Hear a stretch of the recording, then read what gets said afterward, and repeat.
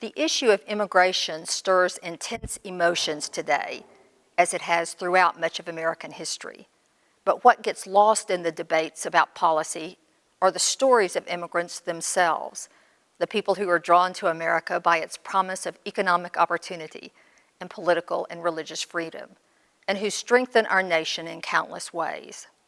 So begins former President George W. Bush in his new book, Out of Many One, Portraits of America's Immigrants. In his just published, already New York Times bestseller, the president paints portraits and tells the stories of 43 immigrants. In the midst of the immigration controversy, we traveled to Dallas to ask the former president, why a book on immigration now? I'm Becky Ferguson, and this is one question.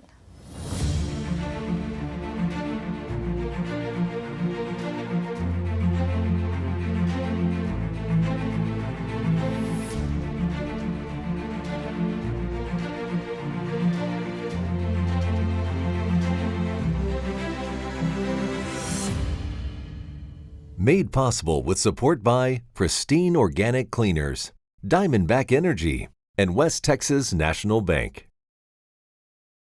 Former President George W. Bush painted 43 portraits of immigrants for his new book entitled Out of Many One. Those words in Latin, E pluribus unum, our nation's motto, appear on the Great Seal of the United States. Why a book on immigration now?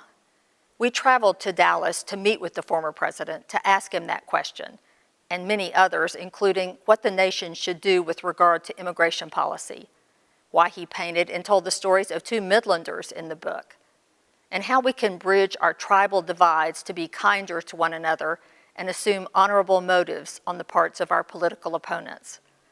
And we also talked about his post-presidential passion, painting. We met in the president's Dallas office. Thank you so much for visiting with us. I bought your book, of course, because I wanted to study your portraits. Then I downloaded the audio because I wanted to hear you tell the stories. And I love that I also got to hear the immigrants tell their stories. And I laughed like, Mom, where are the nukes?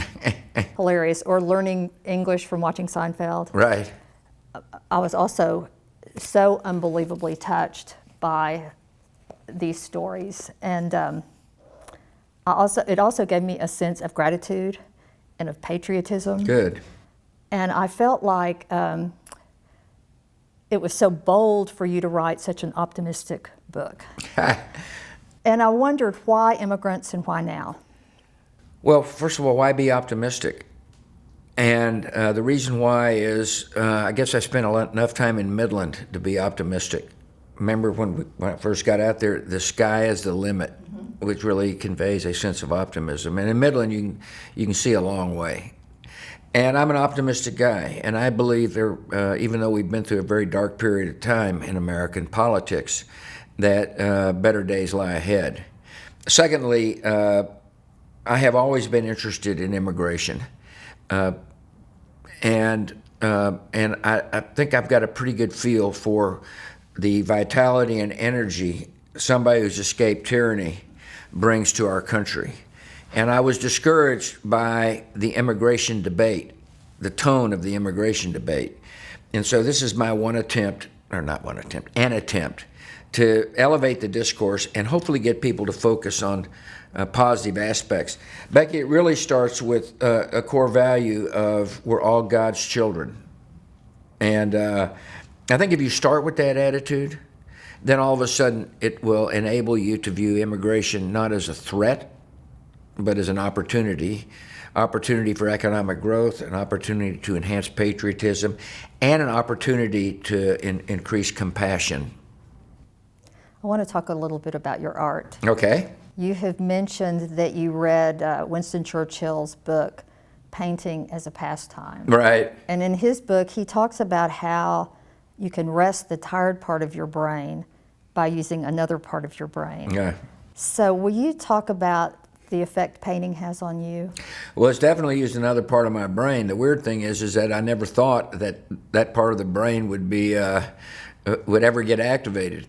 And it's changed my life because I see things differently, and I'm enthused because I'm learning so much. You're a painter, and as you know, every brushstroke is a learning experience. Secondly, in order to be a better painter, you've got to study other painters, which in itself is a learning experience. And so I'm doing something that no one ever envisioned me doing, including my wife and close friends. And I'm doing it enthusiastically. And so, yeah, it's changed me a lot. And Winston Churchill was the reason I started painting. I mean, I'm a big admirer of Churchill. And I figured if that guy can paint, I can paint. So, yeah, I paint all the time. I'm just amazed at your portraiture because I think that's a particularly difficult thing to paint.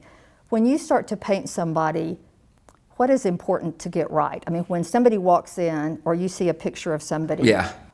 Where are you starting? What's important? Well, the important thing is to make sure the eyes, nose, mouth are positioned right. Secondly, I think the most important part of painting, of good painting, is to understand the story about the person you're painting. So like, in the immigrants, I knew their stories, and I studied their stories before I started painting. The first painting in there is a guy named Joseph Kim, a North Korean escapee. And, I don't know if I did this consciously or not, but when you look at his painting, the darks are dark and the light is light. In essence, you're painting a guy who's gone from darkness, North Korea, to light, America. Oh, wow.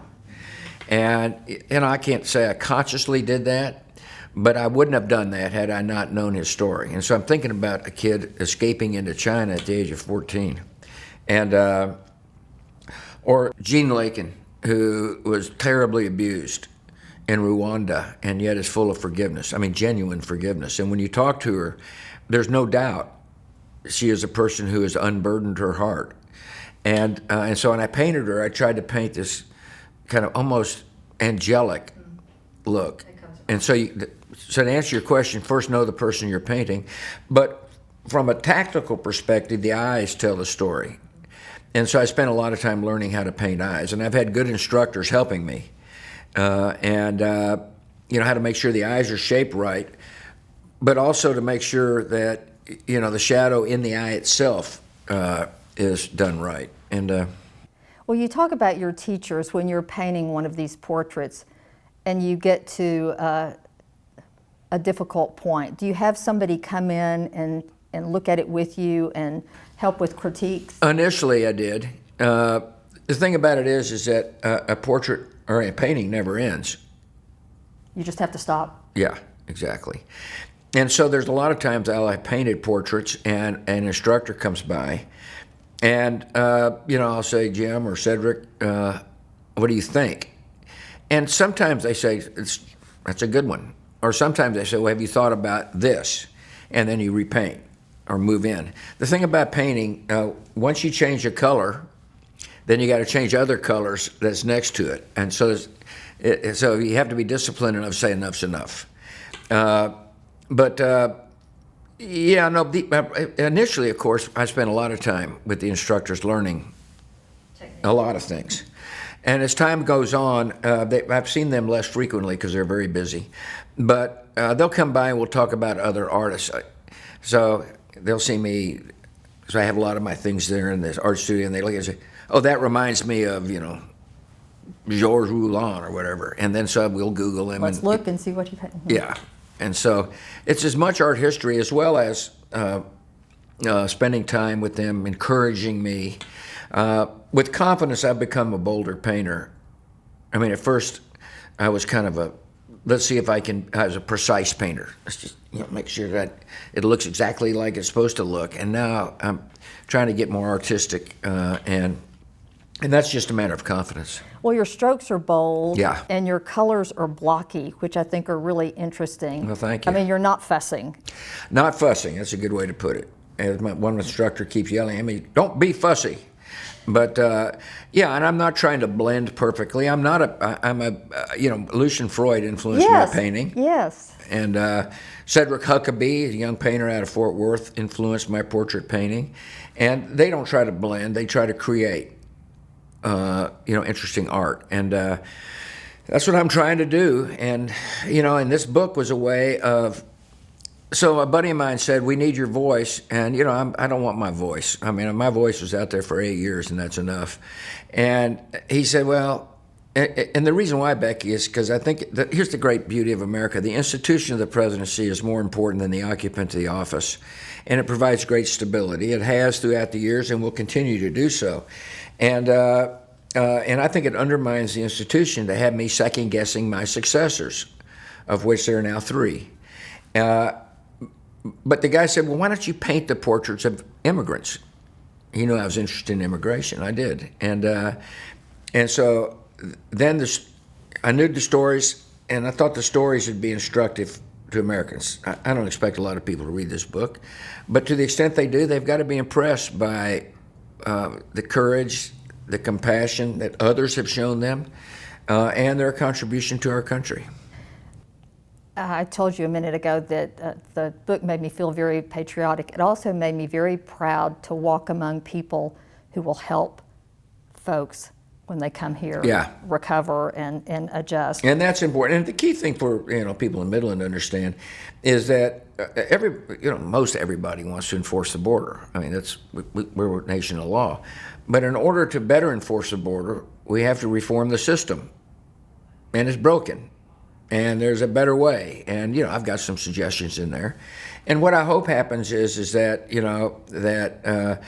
Congress will act finally and take some baby steps toward a reform package that will ultimately yield to more border enforcement. So you think it should be incremental instead of comprehensive? Yeah, I do. I tried comprehensive in '06, killed by the Democrats, by the way, because they viewed it as a labor union issue at the time. And I think baby steps, DACA, or some of these. I mean, look. If you ask most Americans, should we be sending kids whose parents brought them here and who are educated and now have jobs, should we send them back home when they have no home? Most Americans will say, no, that doesn't make any sense. So if that's the case, why don't you just fix it? And that'll give people confidence and start plowing through all the politics of an issue that's a hot button issue at times. Well, I know you noticed, like I did last week when the census was released, that the last decade was the slowest growth decade since the Depression because of low immigration and low birth rates. Right. So are we going to find ourselves in a position where we don't have enough workers? Well, that's a good question. That's why I'm for reforming the work program. I mean, look, there's people doing jobs that need to be done, and if there's a worker verified worker program, they don't have to sneak across the border. They can come and work.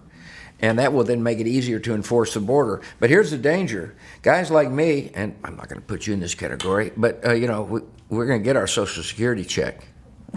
But there's not enough young workers to take care of the up-and-coming generation. So our kids, for example, may be given the ultimate false promise. And it requires young workers. And so, no question this is an economic issue. And, here in the Metroplex, it's booming. And I talked to a landscaper the other day who said, I'm looking for 150 workers.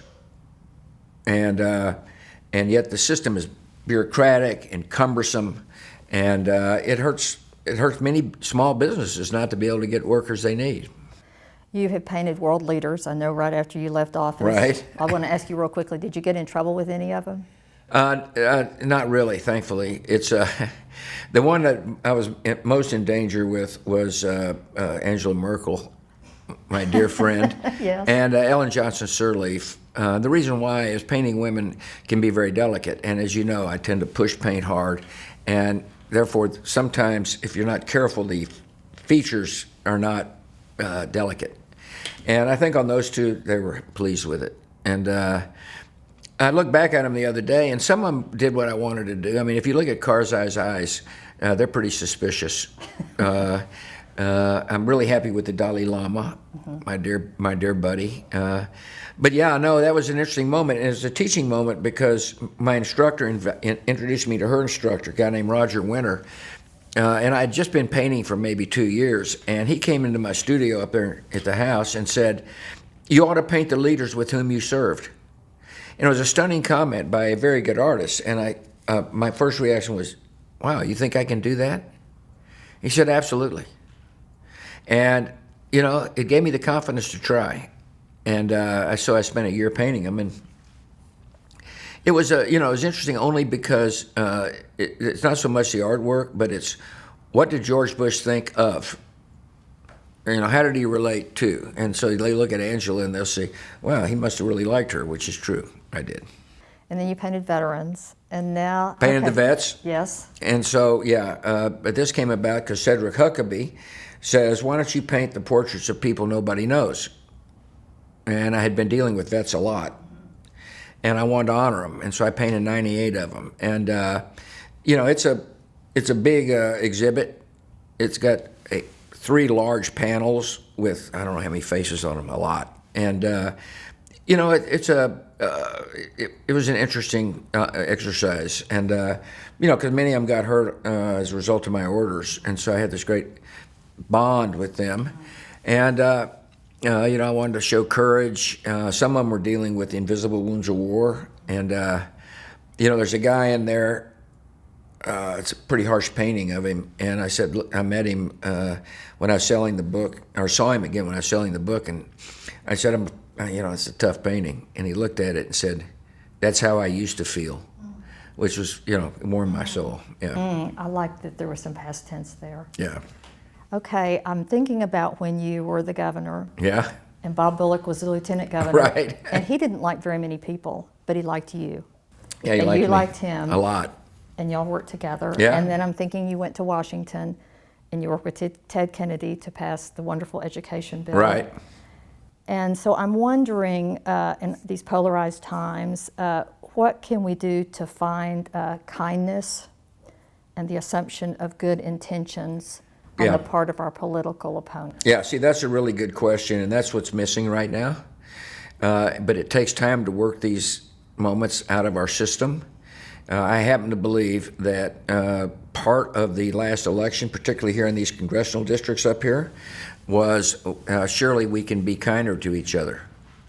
And so what's interesting is if you look at the results, the president didn't do very well, but underneath at the State House and stuff, Republicans did do well. And so to me, that's a sign that parts of the electorate, expected something better out of the leadership in terms of treating each other with respect. And so I think, I believe that's still going to be important to voters as time goes on. It just takes time to work through the system. Of 43 paintings, why 2 Midlanders? Well, because these are people I know and admire their story. First of all, Javid Anwar is one of the more generous people I know. And he's a guy that was in Pakistan and goes to the University of Wyoming, raised by a single mother. And he had a dream. And he worked hard and has done very well in the oil and gas business. And he's done very well in the generosity field. Bobby Fu was harassed as a result of his faith in China. And, he ends up in America by chance. He would say the grace of God. And he is still active in terms of holding governments that don't believe in freedom of religion to account. And so I admire Bob, I shouldn't call him Bob Fu's courage. And, I think they're interesting stories. And I think that it's a part of the kind of general theme of the book, which is people who take extraordinary risks to realize dreams. And when they come to the country, they're not only good citizens, but they help others. And so I'm glad you put him. I'm glad you're going to talk to him. I am too. One more thing. Over the weekend, I was with my daughter and son-in-law, and I had just listened to your book, and so I kept relaying different stories that touched me. And my daughter said, "Mom, you really need to ask the president to relay a story. Okay. So will you relay a story that particularly moved you? Well, I mentioned Gene Lakin, but Gilbert of Austin, Texas. I got to know Gilbert because Jenna told me about this inspiring man who got her to run every Saturday morning when she was a senior at Texas. And I said, this guy's got to be really inspiring to get Jenna out of bed. And so his story is this. He was a champion runner as a young guy in Burundi. The Hutu Tutsi crisis just was emerging. He's a Tutsi, and Hutu classmates of his and others, obviously instigators, locked all the Tutsi students in a schoolhouse and burned it. And 30% of his body gets burned. He gets out and he runs to a hospital and hides from the Hutu thugs. Eventually, he ends up at Abilene Christian on a track scholarship. And the interesting thing about and he met Paul, who started Run Tex in Austin. And so he started Gilbert's Gazelles, which is a running club. And he has inspired a lot of people because he is such a genuinely decent man. He could have been full of hate, full of anger, but he's not.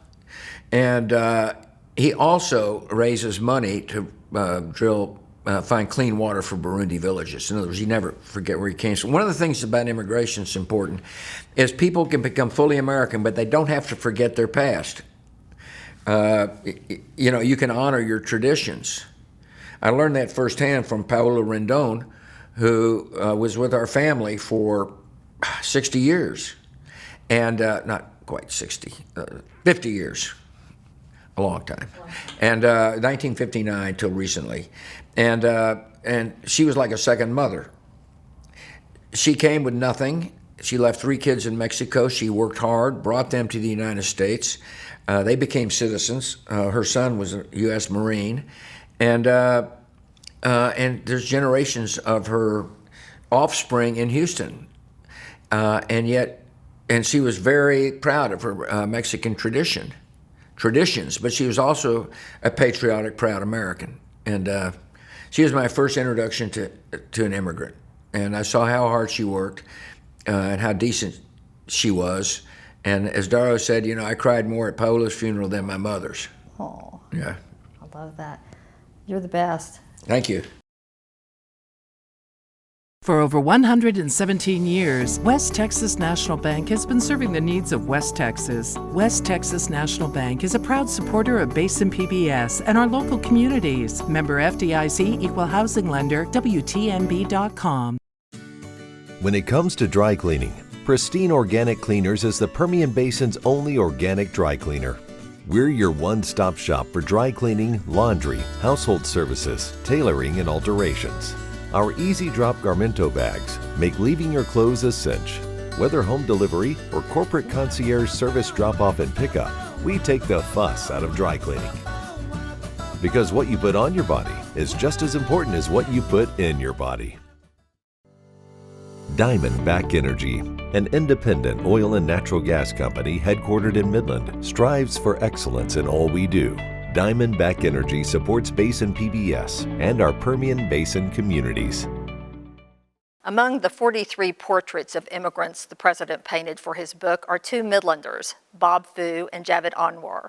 Fu, a persecuted Christian refugee from China, and Anwar, an immigrant from Pakistan. I'm visiting with Bob Fu, the founder of China Aid. And on this particular occasion, I'm talking to you because you were one of the 43 portraits that President Bush painted and included in his book, Out of Many One. So I want you to tell your story. And if you will, start off by telling us, how did you come to be named Bob? Yeah, well, thank you so much for the interview. And I'm very honored, of course, to be included as one of the many immigrants in this book by President Bush. This name Bob actually was picked up in a random drawing when our American English teachers in our college tried to, of course, identify the Chinese students, but it's hard for them to remember the Chinese names, right? So we got our name by drawing a lot. The girls has one basket for English names. The boys has another. So my first draw was Joseph. When I draw it, I saw Joseph. That's too complicated to remember. So I treated my holy name Joseph with my desk mate Bob. That's how I got my name, Bob. If you will, tell us how it was that you came to leave China and why you had to leave. Yeah, we left China purely because of the religious persecution. I was one of the Tiananmen Square student leaders because of the political persecution. In 1989, after the massacre, I became a follower of Christ. And through the help of our American English teachers who are Christians. And then later on, my wife and I started underground house church in Beijing, and then established underground Bible training school. That led both my wife and I arrested and imprisoned for 2 months. And later on, after we were released, and they immediately put under house arrest, especially after we found my wife was pregnant without a pregnancy permission card. Is China's family planning system, unless you have a specific quota to get a legal pregnancy, the mother will face forced abortion. Literally several hundreds of millions. It's not really it's hard for me even to think about that. The Chinese government even admitted at least over 130 million Chinese children were forcefully aborted. So we don't want to see our first child to be forcefully aborted. So we fled out of our apartment in Beijing. At midnight, I had almost a 007 type of escape by climbing the toilet room and the window, and in the dark night, stepped with a leap of faith, just drop myself to the down to the building outside, and even passed out for a few seconds. And so Heidi was pregnant. She has to disguise herself. We fled out of Beijing. And essentially, by God's grace, miraculously, we were able to flee to Hong Kong before Hong Kong was turned over to China. Our son Daniel, was born in 1997. And then 3 days before Hong Kong was turned over to China, we were admitted as refugees to the United States, landing this land of the free. We're forever thankful to this country, warm welcome into America. Yeah. You pay that back, I think, by continuing to help refugees in China. Could you talk a little bit about your work? Yes, one of the features of China Aid mission, we call it a 3E missions, to expose the abuses of the persecution, to encourage the abused, and to equip the leaders.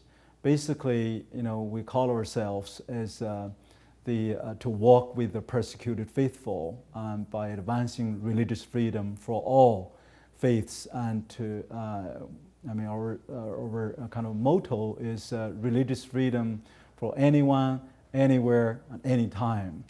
So that's when we found if those religious persecuted faithful who are facing imminent danger, life-threatening, and if we got a chance and able, we would rescue them to safety. And so some are rescued to the United States. In the past nearly 20 years or so, we rescued a few hundred already.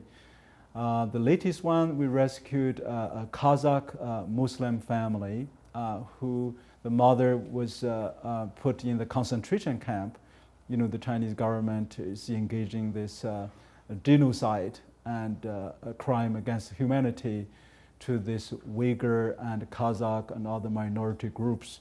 Between 1 to 3 million, according to the Pentagon, are estimated right now in these over 380 concentration camps in West China called Xinjiang. So this lady, her name is Guo Zirer, so she spent over 15 months in the concentration camp, and not only herself was abused heavily, but she also eyewitnessed this tremendous torture. Crime basically is a state-sponsored forced prostitution against these ladies in the concentration camp. So after I heard about this, I contact with our partner organization in Kazakhstan, because this lady has a Kazakh husband in Kazakhstan. So she left China after signing, agreement with the Chinese government. After her husband, of course, had been making advocacy and appeal to the international community. So we just February this year, we rescued her out of Turkey, and after we kind of got her out, and she's now in Midland, Texas. You brought her to Midland. Yeah, with a 5-year-old daughter and her husband here, and her daughter just started her first time in an English-speaking school, happily in a public school in Midland. Yeah. Can you talk a little bit about the government involvement in rescuing refugees? Yeah, the U.S. government, right? We are, of course, our family and many of those who are persecuted are the beneficiaries, and also witnessing the program of really generosity and compassion of the American people for accepting, resettling those really hundreds of thousands of refugees over the years. And myself and our Heidi, my wife, and our 2-month-old baby Daniel, as I mentioned, when we came here, is part of that. And thank God for Bill Clinton. Actually, he was the one made a very daring decision. When we were stuck in Hong Kong, we could be returned to Chinese prison without that decision. And but over the years, I certainly, I have never thought it's become a little political kind of a dispute. I just felt, this should never be, because we are a country, a melting pot, right? Immigrants. From early years of the Puritans, like the early fathers, they're from different areas, and then we have Italians, we have Irish, we have different country of origin, but all of a sudden it becomes a political issue. It's really very hard for me to observe, and especially honestly, I felt. I'm a registered Republican, and this is one key issue I would really disagree with what the previous administration handled. I think we are still the most powerful, most compassionate country on earth.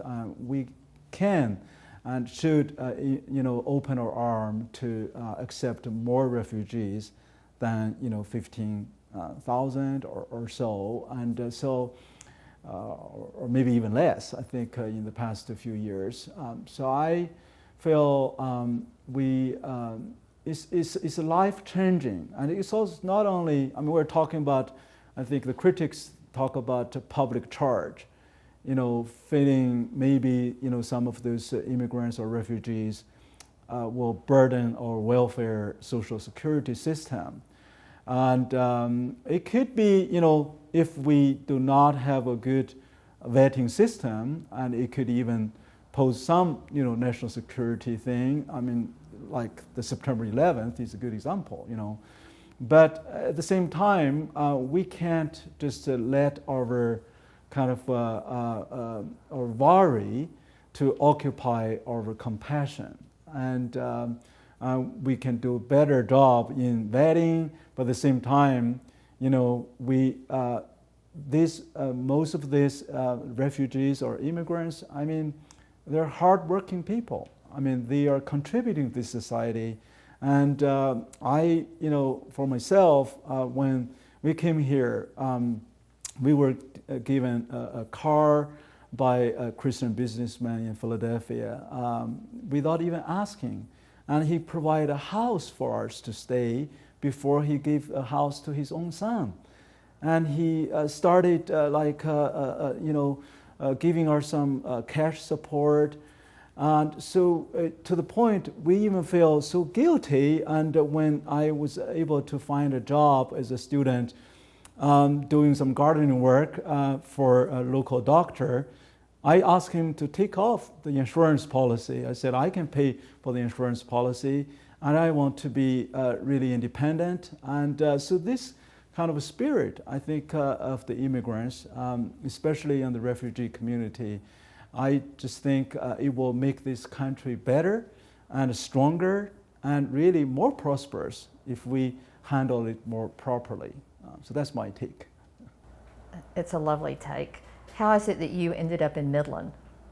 Yeah, well, many people ask that question. I was even asked during several congressional hearings that you belong to Washington, D.C. or New York or London or somewhere because we have an international presence and as a mission to advance religious freedom, China Aid has been holding this mission.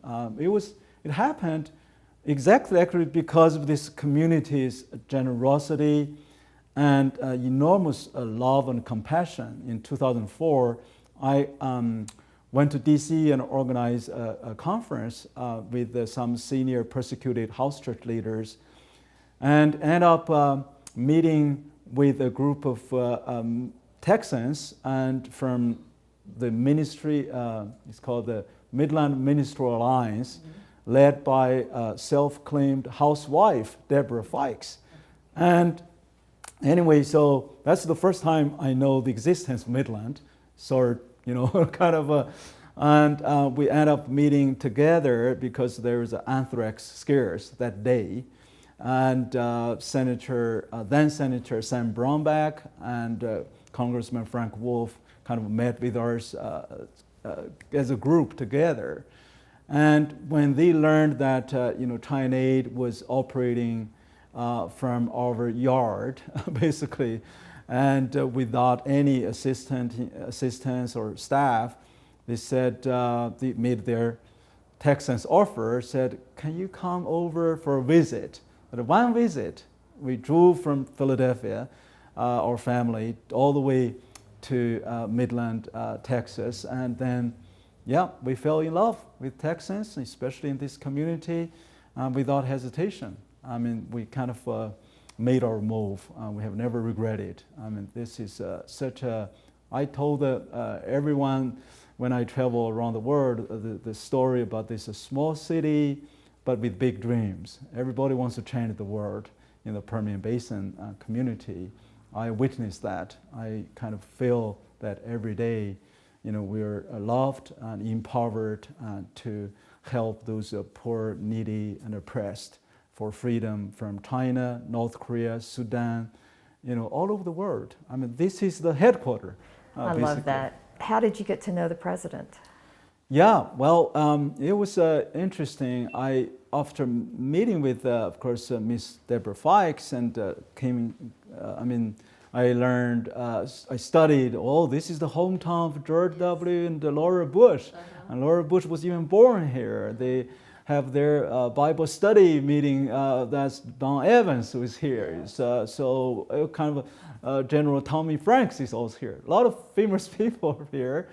But the most, fascinating thing I kind of learned was when we had our major test of a house church Christian persecution. I think that was the year 2002, 2004. 2002 to 2004. Anyway, so we had, 5 church leaders sentenced to death. And then, we made appeal, and then somehow the case ended up at President Bush's desk. And later on, he himself intervened. And all the 5 death sentenced church leaders were, commuted. Basically, a few to life sentence, a few to some other years. Then in 2000, So after we moved to Midland, of course, we have more interaction with the White House. And I also found a few friends end up working for him at the National Security Council. So we start organizing the Chinese human rights lawyers and house church leaders and writers, dissidents to the U.S. Every time the White House opened the door. Every time.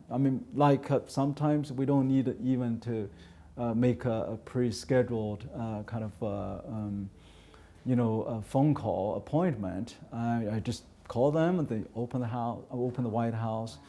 I was jokingly said, White House is like our house. It was just then 2008, President Bush invited us actually to the White House before he and Laura went to Beijing Olympics. He wants to know the persecution, and I gave him some assignment. And after he got retired in Dallas, he invited us again quite a few times.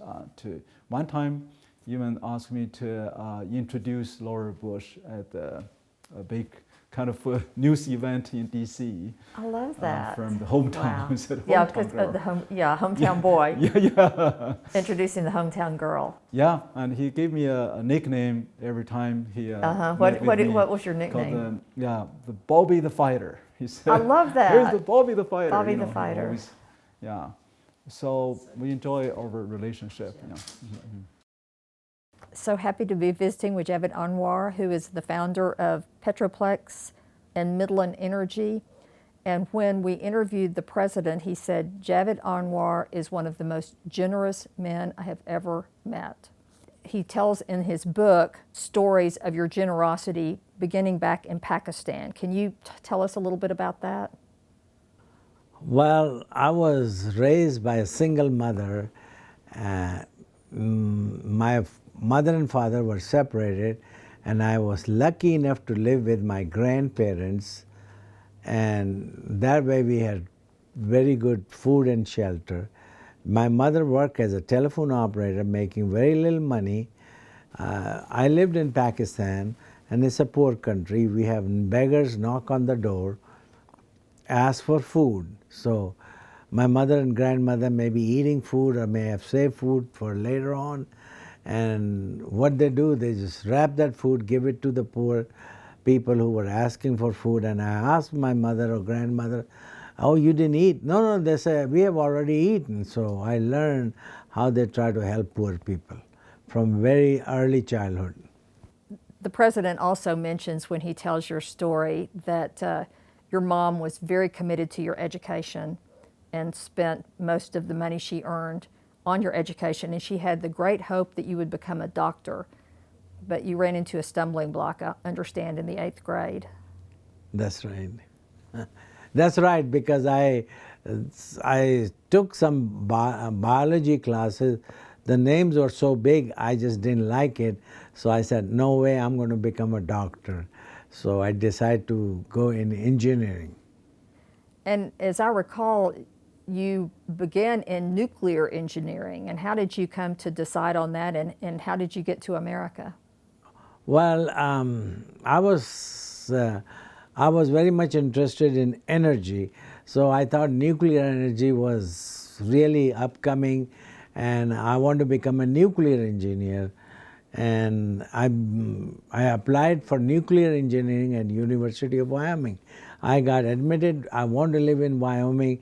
It's a cold and very nice place to live because I am born and raised, at a tropical place, Karachi, Pakistan, which never goes below 60 degrees most of the time. It gets very hot and humid. So I thought Wyoming will be an ideal place to go and live there. And I started my nuclear engineering first semester. After the first semester, I had a break. I went to see some people in California. Another graduate from my university, I knew him real well, told me, I said, where do you work? He said, I'll show you where I work. He took me down to a nuclear sub, and I said, that's where you work? He said, I stay here 6 months or more down in the sea. I said, no way. I decided not to do nuclear engineering right after that. And then what did you decide to do? I decided to become a petroleum engineer. And then what brought you to West Texas? Well, I had an job offer in California, and I thought it will be some place like Santa Barbara, where I can work on the rigs during the day in the field and go swim with the girls in the ocean. But it turned out to be Bakersfield, which gets very hot, dusty, temperature over 120 degrees. When I landed there to interview the Getty guy, I told him, I have another job offer, I don't want to. So that's why I decided to come to Houston, Texas. I was interviewing in Houston. Houston is just like my hometown, Karachi. It gets hot and humid. I said, oh no, I made a mistake. So somebody told me, go to Midland, Texas. So I came here. First day, I was offered a job by Roy Williamson. The president also talks about in his story about you that that you worked for lots of different oil companies and moved around in West Texas to, I think, Abilene and Amarillo, but then you decided, because of the ups and downs of the oil business, that you would rather have your own oil business than depend on other people. Can you talk a little bit about that? Yes, I worked here in Midland for 2+ years. Then I got a job with Santa Fe Energy, and I was very happy in Amarillo. Within few years, they made me chief engineer at that company, and so I have a lot of people working for me who are much older than me. But then they decided to move the head office to Houston, and I didn't want to live in Houston, so I decided to quit. Then I went to Pampa, Texas, and after that, what I saw in Pampa, one day I was having a lunch with few colleagues, and Pampa is only like 60 miles from Amarillo. My ex-boss was Wayne Kelly. They said, do you know what happened to Wayne Kelly? I said, no, I don't know. I said, Mr. Kelly was an excellent boss, one of my very good friends, and mentor. He said, one day they came in on a Friday, lady, after years of 30+ years of service, they let him go. I said, so where is he working? He said, you don't even know that. I said, no, I don't know where he is. He said, he passed away. I said, in his 50s. I was just shocked. And he had a kid in college, some in high school. And then I see the trend, because our gas prices were, natural gas prices were $10 per 1,000 cubic feet or per MCF. It dropped after President Reagan deregulated gas and oil. It went down to $1, and all those big gas projects that we were drilling with $10 gas, they start laying off all these senior people who had a lot of experience, a lot of knowledge, And I said, I don't want to go through this when I'm in my 50s or late 40s or 50+, whatever. I said, I'm going to go start my own oil company and give it a try. One of my favorite parts of the story about you and the president's book is he talks about how you went back to Pakistan to visit your mother, and that you were wearing a very fancy suit, and your mother took great exception to that. And what did she tell you? Well, I was working, I had good money, I had a very good job, all kind of benefits, so I got used to getting custom-made suits. So I did wear a very expensive outfit, and she said, "My God, you look nice, but do you know how much you paid for it?" At that time, I told her, "Yeah, like 25,000 for the suit." She said, "Oh my God, 25,000 for a suit? You know how many poor people you can feed with $25,000?" I said, I didn't think that way that she would. So she told me, these expensive suits and expensive cars are okay, but think of poor people. If you're blessed, let's share it. That's what she told me. So, but she was very, she would, if she had, for example, if she had $10 to her, she would give it away to some poor person.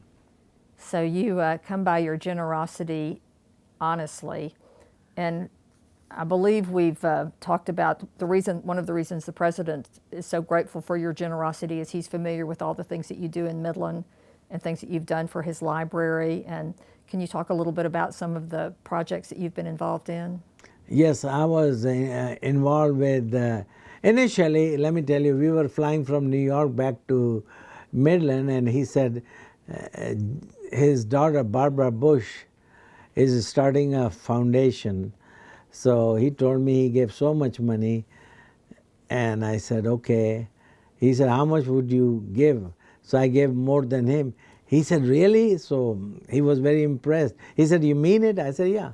Anyway, but he knew from Don Evans that I have given for UT Engineering School to build a new facilities, millions of dollars, and I have done charity for his library and a lot of other institutes that need help. I read again in the story that when you graduated, you had always assumed that you would go back to Pakistan, but you decided not to because of the attitude Pakistanis have toward people like you and your mother. Can you talk a little bit about that? Well, generally, when in that part of the world, it's like a family who has got lots of money, they get privileged treatment, and they get jobs much easier than an ordinary person. So I was an ordinary person, so I thought about going back, and then they asked my references and all this stuff. I told one of the guys on the telephone, well, if you need me for my qualification, fine. I don't have no big references. Then I decide just to stay here, get training, and see what comes up. And I assume you have been pleased by the opportunities that you've had here. Sure, I was very pleased. I worked first job with Roy Williamson. He's a gentleman and lives in town. In fact, he lives right across from me. I used to envy him because when I started working for him, he had a red Corvette, a plane, and custom-made suits. I always wanted to be Roy Williamson. Well, I would say that you have succeeded in that. Is there anything you'd like to add? God has been very, have blessed me with a lot of opportunities.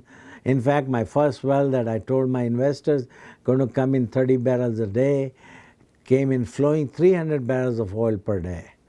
So that was a miracle. There was a lot of other things that happened in my life that God has a great hand in it. I can take full credit for it, but no, it could not happen without His help. The president's book might well be mistaken for just a beautiful coffee table book, but it is much more. It is powerful in the telling of grim but inspirational stories of refugees escaping unspeakable circumstances to be welcomed by open-handed Americans, immigrants who, with the help of generous citizens, work hard to become successful citizens who go on to pay it forward. You'll recognize some of the portraits, Henry Kissinger, Madeleine Albright, Arnold Schwarzenegger, for example, though you might not know their stories. But there are dozens less famous whose portraits and stories are perhaps more compelling. So the book is worth the look and the read. But for the most powerful experience of Out of Many One should also listen to the audio read by President Bush, along with the voices of the immigrants. I laughed, and I cried, and I felt patriotic and proud. What could be better? For our art segment this week, we present portraits of the immigrants President Bush painted for his book. They are currently on exhibit at the George W. Bush Presidential Center in Dallas through January of next year. While you look, I will read The New Colossus by Emma Lazarus, which is cast in bronze at the base of the Statue of Liberty. It also appears next to a portrait of the statue in the president's book. Not like the brazen giant of Greek fame, with conquering limbs astride from land to land, here at our sea-washed sunset gates shall stand a mighty woman with a torch, whose flame is the imprisoned lightning, and her name, Mother of Exiles. From her beacon hand glows worldwide welcome. Her mild eyes command the air-bridged harbor that twin cities frame. Keep ancient lands your storied pomp, cries she, with silent lips. Give me your tired, your poor, your huddled masses yearning to breathe free. The wretched refuse of your teeming shore. Send these, the homeless, tempest-tossed, to me. I lift my lamp beside the golden door. Thank you for joining us for this season of One Question. I'm Becky Ferguson. Good night.